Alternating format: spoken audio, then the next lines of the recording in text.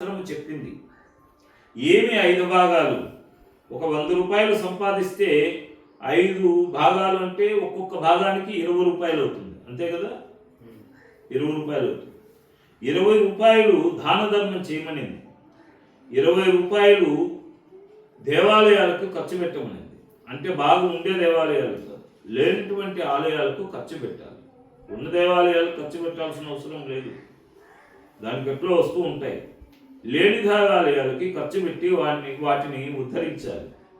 మూడవది, తాను సంపాదించాడు. నేను ఒక 100 రూపాయలు సంపాదించాను, నేను తినాలి, నేను ఖర్చు పెట్టుకోవాలి. ఏ విధంగా ఖర్చు పెట్టుకోవాలి?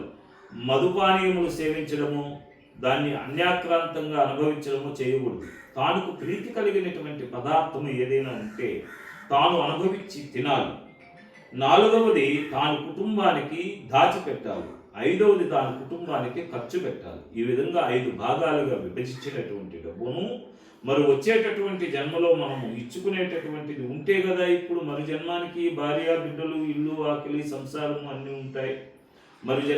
మరి భగవంతుడు ఈ జన్మలో మనకి ఇచ్చాడు. ఇచ్చిన దాన్ని దాన ధర్మాలు, దేవాలయాలకి ఖర్చు పెడితే ఇక్కడ ఉన్నటువంటి ఖర్చు పెట్టినటువంటి డబ్బు అదంతా కూడా మనకు అక్కడ విశ్వశాస్త్రంలో ఒక బ్యాంక్ అనేది ఓపెన్ చేసి వస్తాం. ఆ బ్యాంకు ఆ ఖాతాలో పోయి పడుతుంది. ఆ పడినటువంటి డబ్బు శరీరం విడిచిపెట్టిన తర్వాత మళ్ళా మనకు ఆ ఐశ్వర్యం అనేది భగవంతుడు మనకు లెక్కలో ఖాతాలో వేసి ఇస్తాడు. మనం ఇచ్చుకునేది ఉంటేనే భగవంతుడు ఇస్తాడు.